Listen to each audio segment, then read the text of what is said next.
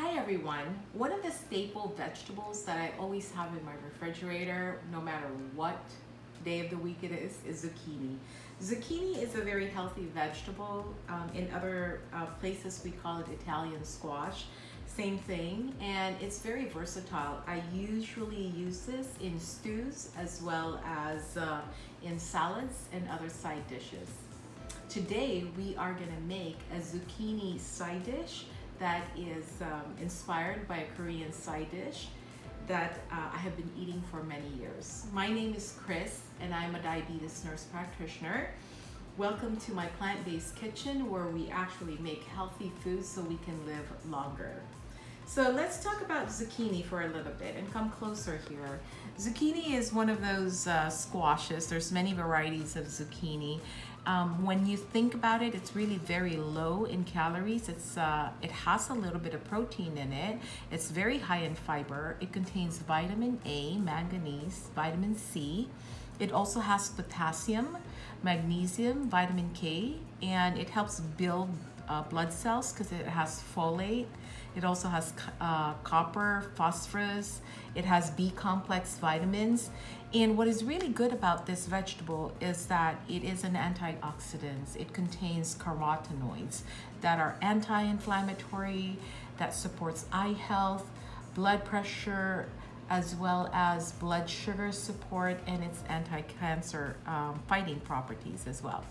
So for today's side dish, what we're gonna do is take these couple of zucchinis and we're gonna cut it on the sides here. I have already washed this. And take off the ends here. There. And we're gonna slice this very finely. And it's not very hard to make this side dish. It requires time, but it's not hard. So we're gonna slice this just about 1/8 of an inch, I think, in size. Very easy, doesn't take a long time. It's one of my nephew's favorite Korean side dish, and so he has been making this at home where he lives with his parents in Arizona.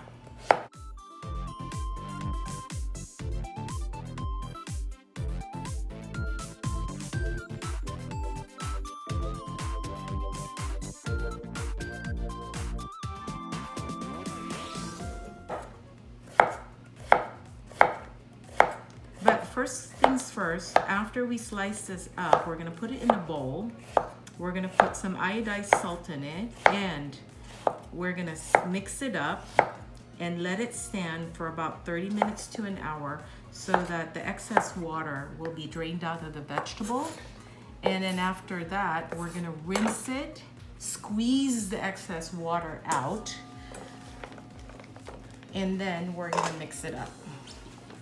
So I wanted to show you this from beginning so you can see how much zucchini you have, and it actually comes down in size once the water comes out of it.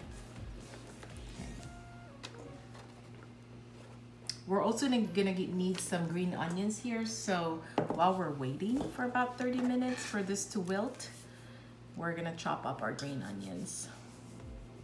You're gonna need a lot of salt, and do not be scared. So this is about 1 tablespoon of salt here that I'm putting in. Most people actually put more salt than that, but I tend not to. As long as I can coat the zucchini with salt, I'm fine with that. And then what you're gonna do is you're gonna rinse this excess salt out once the rest of this wilts. Okay. We're gonna come back in a bit once this is wilted, and I'll show you how to put it together. It's been 1 hour since we put salt, and we did put about 1 tablespoon of salt into our zucchini. Come closer here, I'm gonna show you. You can see that a lot of the water from the zucchini came out, and when you pick up a zucchini, when you fold it, it folds, it doesn't break apart. So this is now ready. It was about 30 minutes to an hour because I was doing other things. When we come back, I'm gonna just take this to the sink. I'm gonna rinse off the salt out of it because this is pretty salty. And then we're gonna squeeze all the excess water out. And then when we come back, we're gonna assemble this into a side dish. So I'll see you back. So we now have rinsed off and squeezed out excess water from our zucchini. There's really not that much zucchini left in here. I would suspect it's only about 2.5 cups. So I have chopped up like about half a cup here of green onions, only because I love green onions. We're gonna put that all in here. And to just add a little bit of a zing to this, now you don't have to do this if you don't want it slightly spicy, but I do want a little bit of Korean pepper flakes in here. It just kind of rounds off the flavor for me.